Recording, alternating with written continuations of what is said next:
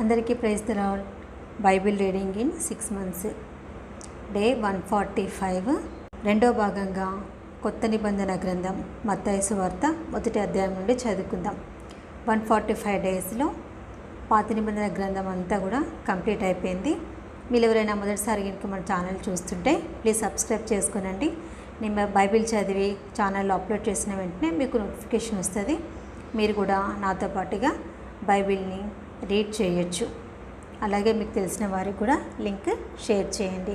మత్తయి సువార్త 1వ అధ్యాయము.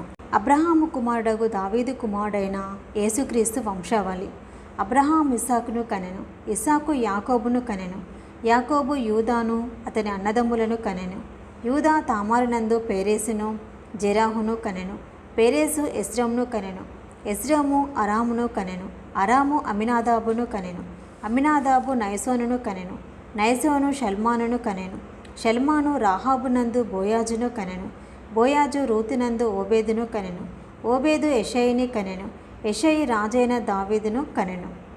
ఊరియా భార్యగా ఉండిన ఆమె యందు దావీదు సొలొమోనును కనెను, సొలొమోను రెహబామును కనెను, రెహబాము అబియాను కనెను, అబియా ఆసాను కనెను, ఆసా యెహోషాపాతును కనెను, యెహోషాపాతు యెహోరామును కనెను, యెహోరాము ఉజ్జియాను కనెను, ఉజ్జియా యోతామును కనెను, యోతాము ఆహాజును కనెను, ఆహాజు హిజ్కియాను కనెను, హిజ్కియా మనషేను కనెను, మనషే ఆమోనును కనెను, ఆమోను యెషయాను కనెను. యూదులు బబులోనుకు కొనిపోబడిన కాలములో యెషయా యెకొన్యాను అతని సహోదరులను కనెను. బబులోనుకు కొనిపోబడిన తర్వాత యెకొన్యా షయల్తీయేలును కనెను, షయల్తీయేలు జెరుబ్బాబేలును కనెను, జెరుబ్బాబేలు అబీహూదును కనెను, అబీహూదు ఎల్యాకీమును కనెను, ఎల్యాకీము ఆజోరును కనెను, ఆజోరు సాదోకును కనెను, సాదోకు ఆకీమును కనెను, ఆకీము ఎలీహూదును కనెను, ఎలీహూదు ఎలియాజరును కనెను, ఎలియాజరు మత్తాను కనెను, మత్తాను యాకోబును కనెను, యాకోబు మరియ భర్త అయిన యోసేపును కనెను. ఆమె యందు క్రీస్తు అనబడిన యేసు పుట్టెను. ఇట్లు అబ్రహాము మొదలుకొని దావీదు వరకు తరములన్నయు 14 తరములు. దావీదు మొదలుకొని యూదులు బబులోనుకు కొనుపోబడిన కాలము వరకు 14 తరములు. బబులోనుకు కొనుపోబడినది మొదలుకొని క్రీస్తు వరకు 14 తరములు. యేసుక్రీస్తు జనన విధం ఎట్లనగా, ఆయన తల్లి అయిన మరియ యోసేపునకు ప్రదానం చేయబడిన తర్వాత వారేకము కాకమునుపు ఆమె పరిశుద్ధాత్మ వలన గర్భవతిగా ఉండెను. ఆమె భర్త అయిన యోసేపు నీతిమంతుడై ఉండి ఆమెను అవమానపరచినొల్లక రహస్యముగా ఆమెను విడనాడ ఉద్దేశించెను. అతడు ఈ సంగతులను గూర్చి ఆలోచించుకొనుచుండగా, ఇదిగో ప్రభుదూత స్వప్నమందు అతనికి ప్రత్యక్షమై, దావీదు కుమారుడైన యోసేపు, నీ భార్య అయిన మరియను చేర్చుకునేటకు భయపడకుము. ఆమె గర్భము ధరించినది పరిశుద్ధాత్మ వలన కలిగినది. ఆమె ఒక కుమారుణ్ణి కనును. తన ప్రజలను వారి పాపముల నుండి ఆయనే రక్షించును. కనుక ఆయనకు యేసు అను పేరు పెట్టుదమనెను. ఇదిగో కన్యక గర్భవతి అయి కుమారుణ్ణి కనును. ఆయనకు ఇమ్మానుయేలు అను పేరు పెట్టుదురు అని ప్రభు తన ప్రవక్త ద్వారా పలికిన మాట నెరవేరినట్లు ఇదంతయు జరిగేను. ఇమ్మానుయేలను పేరునకు భాషాంతరమున దేవుడు మనకు తోడని అర్థము. యోసేపు నిద్ర మేలుకొని ప్రభుదూత తనకు ఆజ్ఞాపించిన ప్రకారం చేసి తన భార్యను చేర్చుకొని ఆమె కుమారుని కనువరకు ఆమెను ఎరుగకుండెను. అతడు ఆ కుమారునికి యేసు అను పేరు పెట్టెను. మత్తయి సువార్త 2వ అధ్యాయము.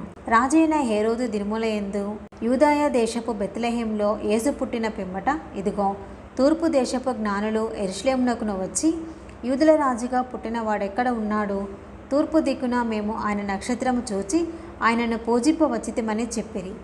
హేరోదు రాజు ఈ సంగతి విన్నప్పుడు అతడును అతనితో కూడా యెరూషలేము వారందరూ కలవరపడిరి. కాబట్టి రాజు ప్రధాన యాజకులను ప్రజలలో నుండి శాస్త్రులను అందరినీ సమకూర్చి క్రీస్తు ఎక్కడ పుట్టునని వారిని అడిగాను. అందుకు వారు, యూదాయ బెత్లెహేములోనే. ఎలయనగా, యూదాయ దేశపు బెత్లెహేమా, నీవు యూదా ప్రధానులలో ఎంత మాత్రమును అల్పమైన దానవు కావు.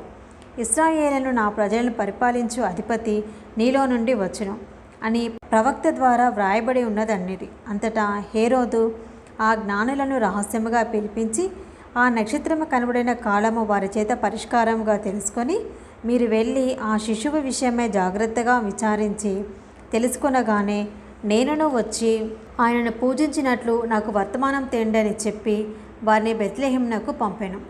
వారు రాజు మాట విని బయలుదేరి పోవచ్చుండగా ఇదిగో తూర్పు దేశమున వారు చూచిన నక్షత్రము ఆ శిశువు ఉండిన చోటికి మీదుగా వచ్చి నిలిచి వరకు వారికి ముందుగా నడిచాను. వారి నక్షత్రమును చూచి అత్యానంద భరితులై ఇంటిలోనికి వచ్చి తల్లి అయిన మరియను ఆ శిశువుని చూచి సాగిలపడి ఆయనను పూజించి తమ పెట్టెలు విప్పి బంగారమును సాంబ్రాణిని బోళమును కానుకలుగా ఆయనకు సమర్పించిరి.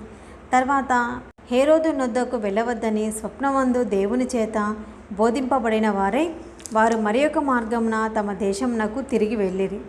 వారు వెళ్ళిన తర్వాత ఇదిగో ప్రభుదూత స్వప్నమందు యోసేపునకు ప్రత్యక్షమై హేరోదు ఆ శిశువును సంహరింపవలెనని ఆయనను వెతకపోవచ్చున్నాడు కనుక నీవు లేచి ఆ శిశువును ఆయన తల్లిని వెంటబట్టుకొని ఐగుప్తునకు పారిపోయి నేను నీతో తెలియచెప్పు వరకు అక్కడనే ఉండుమని అతనితో చెప్పాను. అప్పుడు అతడు లేచి రాత్రివేళ శిశువును తల్లిని తోడుకొని ఐగుప్తునకు వెళ్ళి ఐగుప్తులో నుండి నా కుమారుని పిలిచి తిని అని ప్రవక్త ద్వారా ప్రభు సెలవిచ్చిన మాట నెరవేరబడినట్లు హేరోదు మరణం వరకు అక్కడ ఉండెను. ఆ జ్ఞానులు తన్ను అపహసించిరని హేరోదు గ్రహించి బహు ఆగ్రహము తెచ్చుకొని తాను జ్ఞానుల వలన వివరముగా తెలుసుకున్న కాలమును బట్టి బెత్లెహేంలోను దాని సకల ప్రాంతములలోనూ 2 సంవత్సరములు మొదలుకొని తక్కువ వయసు గల మగపిల్లలందరినీ వధించాను. అందువలన రామాలో అంగలార్పు వినబడెను, ఏడుపును మహారోదన ధ్వనియు కలిగెను.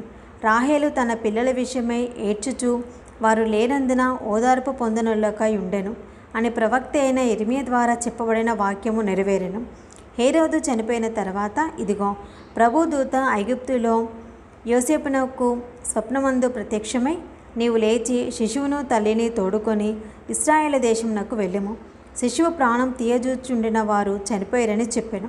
అప్పుడు అతడు లేచి శిశువును తల్లిని తోడుకొని ఇశ్రాయేలు దేశమునకు వచ్చాను. అయితే అర్కేలాయు తన తండ్రి అయిన హేరోదునకు ప్రతిగా యూదాయ దేశము ఏలుచున్నాడని విని అక్కడికి వెళ్ళవెరచి స్వప్నమందు దేవుని చేత బోధింపబడిన వారై గలిలియ ప్రాంతములకు వెళ్ళి నజరేతను ఊరికి వచ్చి అక్కడ కాపురం ఉండెను. ఆయన నజరేడనబడు ప్రవక్తలు చెప్పిన మాట నెరవేరినట్లు ఇలాగూ జరిగెను. మత్తయి సువార్త 3వ అధ్యాయము. ఆ దినముల యందు బాప్తిసమిచ్చు యోహాను వచ్చి పరలోక రాజ్యము సమీపించి ఉన్నది, మారుమనసు పొందుడని యూదాయ అరణ్యంలో ప్రకటించుచుండెను. ప్రభు మార్గము సిద్ధపరచుడి, ఆయన త్రోవలు సరళం చేయుడని అరణ్యంలో కేకవేయి ఒకని శబ్దము అని ప్రవక్త అయిన యెషయా ద్వారా చెప్పబడిన వాడితడే. ఈ యోహాను ఒంటె రోమముల వస్త్రమును మొల చుట్టూ తోలుదట్టియు ధరించుకొనివాడు. మిడతలను అడవి తేనెయు అతనికి ఆహారము. ఆ సమయమున యెరూషలేము వారును యూదాయ వారును యొర్దాను నదీ ప్రాంతంలో వారందరూ అతని ఎద్దకు వచ్చి తమ పాపములు ఒప్పుకొనుచు యొర్దాను నదిలో అతని చేత బాప్తిస్మం పొందుచుండిరి. అతడు పరిసయ్యులలోను సద్దూకయ్యులలోను అనేకులు బాప్తిస్మము పొందవచ్చుట చూచి, సర్పసంతానమా, రాబో ఉగ్రతను తప్పించుకున్నటకు మీకు బుద్ధి చెప్పిన వాడెవడు? మారు మనసుకు తగిన ఫలం ఫలించుడి. అబ్రహాము మాకు తండ్రి అని మీలో మీరు చెప్పుకొన తలంచవద్దు. దేవుడు ఈ రాళ్ల వలన అబ్రహామునకు పిల్లలను పుట్టింపగలడని మీతో చెప్పుచున్నాను. ఇప్పుడే గొడ్డలి చెట్టు వెరిన ఉంచబడి ఉన్నది కనుక మంచి ఫలము ఫలింపని ప్రతి చెట్టును నరకబడి అగ్నిలో వేయబడెను. మారు మనసు నిమిత్తము నేను నీళ్ళలో మీకు బాప్తిజం ఇచ్చుచున్నాను. అయితే నా వెనుక వచ్చుచున్నవాడు నాకంటే శక్తిమంతుడు. ఆయన చెప్పుల మోయుటకైనను నేను పాత్రుడని కాను. ఆయన పరిశుద్ధాత్మలోను అగ్నితోనూ మీకు బాప్తిజం ఇచ్చును. ఆయన చేట ఆయన చేతిలో ఉన్నది. ఆయన తన కళ్ళమును బాగుగా శుభ్రం చేసి గోధుమలను కొట్టులో పోసి ఆరని అగ్నితో పొట్టును కాల్చివేయనని వారితో చెప్పెను. ఆ సమయమున యోహాను చేత బాప్తిజము పొందుటకు యేసు గలిలయ నుండి యొర్దాను దగ్గరనున్న అతని యొద్దకు వచ్చెను. అందుకు యోహాను, నేను నీ చేత బాప్తిజము పొందవలసిన వాడనే ఉండగా నీవు నా యొద్దకు వచ్చుచున్నావా అని ఆయనను నివారింప చూచెను. కానీ యేసు, ఇప్పటికీ కానేము, నీతి యావత్తు ఇలాగూ నెరవేర్చుట మనకు తగి ఉన్నదని అతనికి ఉత్తరమిచ్చాను. కనుక అతడు అలాగూ కానిచ్చాను. యేసు బాప్తిజము పొందిన వెంటనే నీళ్ళల్లో నుండి ఒడ్డునకు వచ్చెను. ఇదిగో ఆకాశము తెరవబడెను. దేవుని ఆత్మ పావురం వలె దిగి తన మీదికి వచ్చుట చూచెను. మరియు ఇదిగో ఈయనే నా ప్రియ కుమారుడు, ఈయన యందు నేను ఆనందించుచున్నానని ఒక శబ్దము ఆకాశం నుండి వచ్చెను. మత్తయి సువార్త 4వ అధ్యాయము. అప్పుడు యేసు అపవాది చేత శోధింపబడుటకు ఆత్మ వలన అరణ్యమునకు కొనిపోబడెను.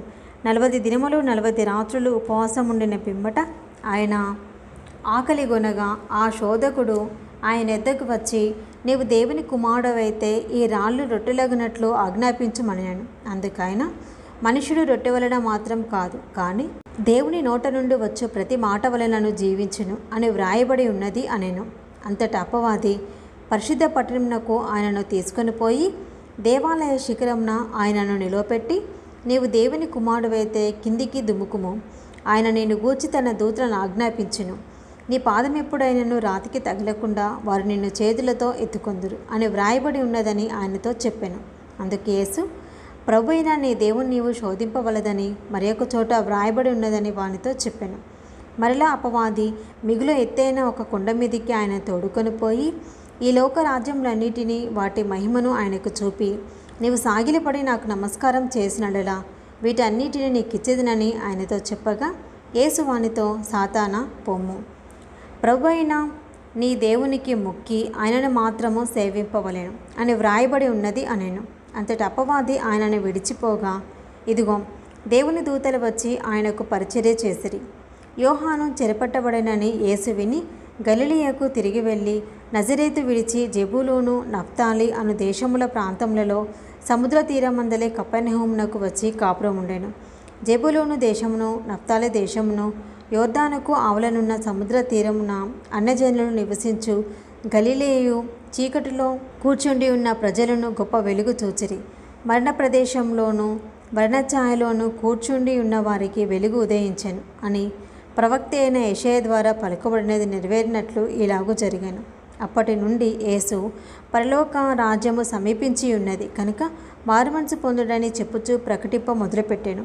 యేసు గలిలయ సముద్ర తీరమున నడుచుచుండగా పేతురు అనబడిన సీమోను అతని సహోదరుడైన ఆంద్రేయ అను 2 సహోదరులు సముద్రంలో వలవేయుట చూచెను.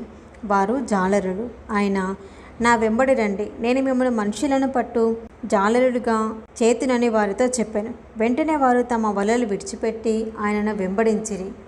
ఆయన అక్కడ నుండి వెళ్ళి జెబెదయి కుమారుడైన యాకోబు, అతని సహోదరుడైన యోహాను అను మరి 2 సహోదరులు తమ తండ్రి అయిన జెబెదయి యొద్ద దోణిలో తమ వలలు బాగు చేసుకొనుచుండగా చూచి వారిని పిలిచెను.